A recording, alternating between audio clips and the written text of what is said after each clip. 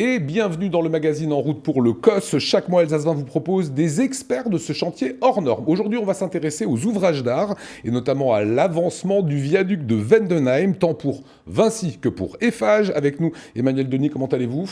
Très bien. Soyez le bienvenu, directeur projet Eiffage, et Vincent Mabilo, bonjour. Bonjour. Vous êtes le directeur des ouvrages d'art chez Vinci, et en fait, vous gérez à peu près tous les ouvrages d'art du COS. Évidemment, le viaduc de Vendenheim, on va en parler dans un instant, c'est 455 mètres, et l'autre ouvrage d'art qui est très impressionnant aussi, c'est la Bruche, 462 mètres. Donc Vendenheim n'est pas le plus grand. Vendenheim n'est pas le plus grand, la Bruche est légèrement plus grand. Voilà, même complexité pour les deux ? Même complexité, à quelques détails près. Voilà, parce que Vendenheim, on va voir, c'est assez complexe. C'est quoi la définition, selon vous, d'un ouvrage d'art ?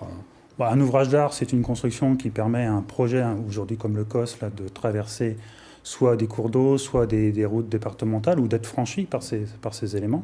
Donc c'est un système de rétablissement de communication, tout simplement. Ouvrage d'art, c'est forcément un pont ? C'est forcément un pont, ça peut être une tranchée couverte, ça peut être des ouvrages un peu plus simples, mais... D'accord, tranchée couverte, c'est considéré comme un ouvrage d'art aussi ? C'est considéré comme un ouvrage d'art. D'accord, avec nous, je l'ai dit, Emmanuel Denis, petit clin d'œil historique évidemment, puisqu'une des sociétés à l'origine d'Eiffage que vous représentez aujourd'hui, c'est Eiffel, l'entreprise de Gustave Eiffel. Est-ce que c'est toujours la carte de visite 130 ans après ? Est-ce qu'on la sort en disant « moi je suis un descendant de ça » ? Alors Eiffel reste toujours Eiffel, donc ça reste une carte de visite. Par contre, on a fait d'autres choses depuis, bien sûr. Voilà. Donc il y a notamment le viaduc de Millau. Ça c'est vous ? Ça c'est nous. Okay. Ça a été fabriqué à Lauterbourg pour une grande partie. Ah c'est drôle. Mais on a fait également des ouvrages comme le viaduc de la Savoureuse pour la liaison Rhin-Rhône en TGV au sud de Belfort. Là, c'est un bébé de 10 000 tonnes, donc c'est déjà une belle bête. Et ce bébé également fabriqué ici en Alsace ? Fabriqué en Alsace, et on a effectivement aussi réalisé des ouvrages pour la liaison Rennes-Le Mans, 14 ouvrages, de nouveau 11 000 tonnes de matière à mettre en œuvre. Alors on va voir quelques images où vos équipes ont soudé des plaques d'acier directement sur le site. C'est-à-dire que, regardez ces images, là on est vraiment sur le viaduc, quand on était en train de le pousser, on va le découvrir dans un instant, mais vous avez travaillé directement sur le site.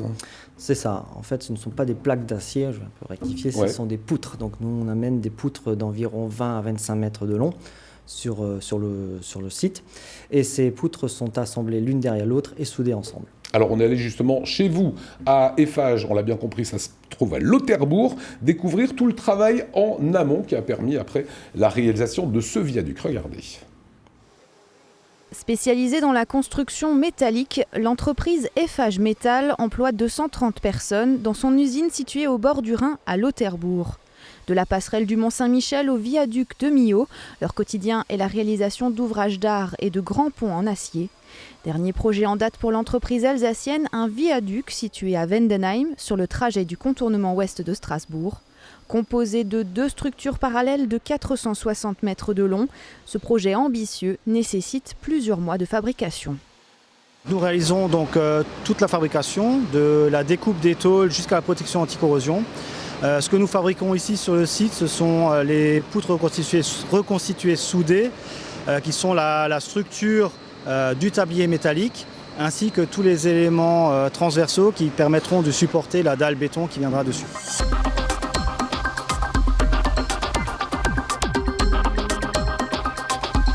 Habituée au projet d'envergure européen, l'entreprise veut faire de ce viaduc une vitrine de son savoir-faire à l'échelle régionale. L'ouvrage est extrêmement long, avec 3500 tonnes d'acier, donc il est extrêmement lourd également. Ces dimensions font de cet ouvrage un ouvrage exceptionnel. Le budget pour la réalisation de l'ouvrage complet représente 9 600 000 €. Voilà, et ce qu'on sait moins, c'est que le design en fait, du tablier, étant très complexe, a été un peu tendu pour tenir les délais de fabrication. Effectivement, entre le moment où on nous passe la commande et le moment qui pour nous est le plus important est la commande des aciers, il y a toujours très peu de temps, d'autant plus que sur cet ouvrage-là, il y a 2 ouvrages, un ouvrage nord, un ouvrage sud, qui ne sont pas les mêmes. Donc forcément, le double d'études. Et derrière, la commande des aciers est pour nous un point important, un jalon, parce qu'il y a de gros délais de fourniture d'acier. Mais il est vraiment compliqué dans le design ? La structure est basique. Parce qu'on a Vincent, on va lui demander des comptes quand même. Hein. La structure est basique en elle-même, mais derrière, il y a toutes les notions de fatigue. Enfin, je vous passe les détails qui sont assez particuliers. Notion d'ingénieur pour la sécurité, évidemment, Voilà, de cet ouvrage. Design compliqué, c'est vrai, on peut le dire hein. Oui, on peut dire 2 ouvrages un peu qui sont parallèles, mais qui ne sont pas totalement similaires. Ouais. Donc ça complexifie le sujet, y compris pour le génie civil. Donc, Alors on le voit, il est en acier, on va dire, ce viaduc. C'est à quel moment, quand on prépare un ouvrage d'art, on se dit on va le faire soit en béton, soit en acier? Peut-être une question candide, mais... ça dépend, on choisit dès la conception, évidemment. Le choix s'impose pour plusieurs raisons, en fait.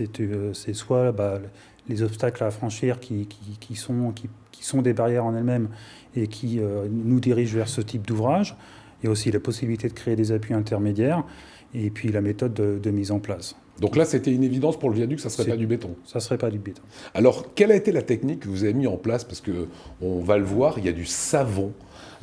Pour un viaduc, ça paraît incroyable. Oui, alors l'ouvrage est lancé, hein, la charpente métallique est lancée. Donc, pour qu'il puisse être lancé, on le fait glisser tout simplement sur des appuis provisoires qu'on place en tête de pile, en tête de pilier. Ouais. Et donc le savon permet de faciliter le glissement entre la charpente métallique et puis cet appui provisoire. Voilà, on voit hein, qu'ils sont en train de mettre du savon. On va le découvrir de suite parce que le 9 octobre, nous étions à Vendenheim découvrir la mise en place justement de ce viaduc. Reportage de Gilles Kunz. Vous ne le voyez sûrement pas, mais cette structure imposante gagne mètre par mètre. C'était ce matin un moment symbolique pour le chantier du futur contournement ouest de Strasbourg, avec la mise en place du premier tronçon du viaduc de Vendenheim. Ce viaduc est constitué d'une charpente métallique qui a été montée sur cette plateforme où on se trouve. Et donc aujourd'hui, avec un système de treuil, nous allons lancer cette charpente métallique sur les appuis du futur viaduc. La charpente pèse plus de 400 tonnes, mesure 150 mètres et avance de 40 mètres par heure. Son objectif, atteindre la deuxième rangée de piles posée derrière le canal de la Marne au Rhin. Il faut vous imaginer que l'ouvrage est posé sur des équipements spécifiques en métal, surélevé d'une plaque de téflon. Donc le téflon, c'est un matériau très glissant. Donc en fait, ce qu'on va faire, on va glisser le pont sur un matériau glissant.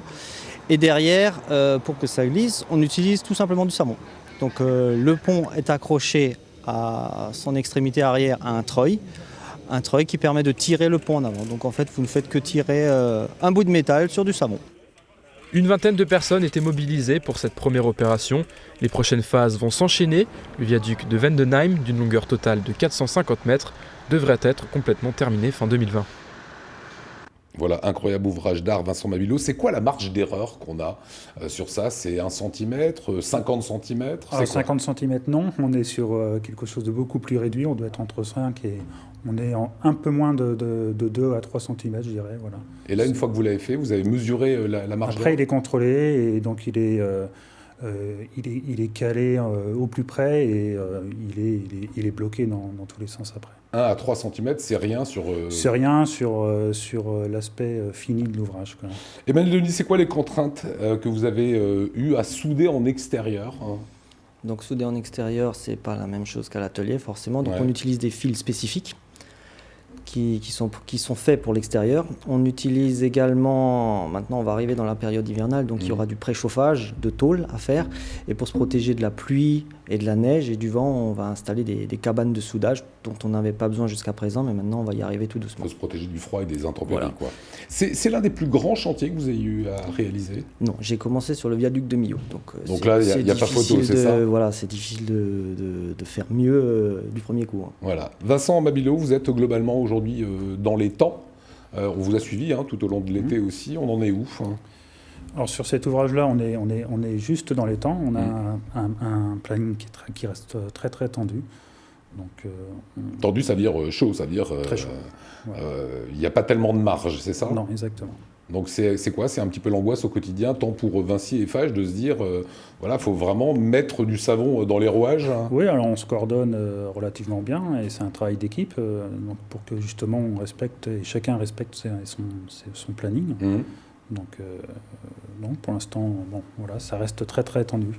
Parlons un petit peu d'emploi avec Eiffage. J'ai vu que vous êtes en recrutement perpétuel avec 17 apprentis sur le site de Lauterbourg. C'est quoi le volume d'emploi, et ça nous intéresse nous autres Alsaciens, que représente un viaduc comme celui de Vendenheim? Alors, le viaduc de Vendenheim s'inscrit dans une charge globale pour l'usine de Lauterbourg, mais également pour une charge chantier. Donc à l'usine de Lauterbourg, nous avons différentes équipes qui travaillent sur le sujet. Une équipe, c'est 4-5 personnes à l'atelier, et au chantier, c'est 5-6 personnes, plus en fonction de la quantité de soudage, une équipe, là, il y aura 8 soudeurs supplémentaires au chantier. Il faut des spécialistes? Est-ce que c'est particulier ou tout soudeur peut travailler Non, là-dessus? il y a des qualifications spécifiques, donc il faut respecter ces qualifications pour respecter le cahier des charges. Voilà, on le voit bien, ce viaduc. Quand est-ce qu'il sera terminé? C'est la bonne question, Vincent Mavilot. Alors là, on table sur une fin des viaducs avec son tablier pour fin d'année 2020. Fin d'année 2020, donc un peu plus d'un an maintenant encore. Il faudra couper l'autoroute pour relier tout cela? Alors là, on passe au-dessus des voies SNCF, donc notamment la ligne à grande vitesse. Ouais. Donc c'est l'interface SNCF qu'on a.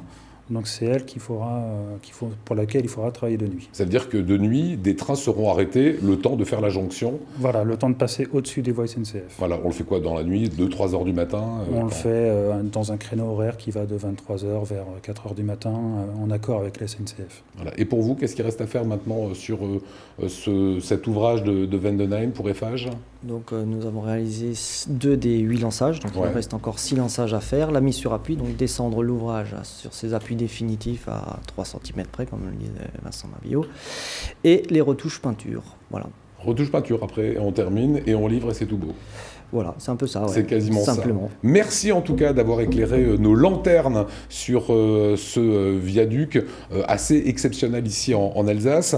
Et s'il y a des routes à couper prochainement, il y a toujours ce bulletin circulation pour avertir des routes coupées sur tout le tracé, sur les zones de travaux. C'est le lien qui s'affiche. Voilà pour les grands travaux. Si vous souhaitez également poser des questions, vous n'hésitez pas. cos@alsace20.tv. Et nous on se retrouve pour le prochain COS. Ce sera pile poil dans un mois. Salut.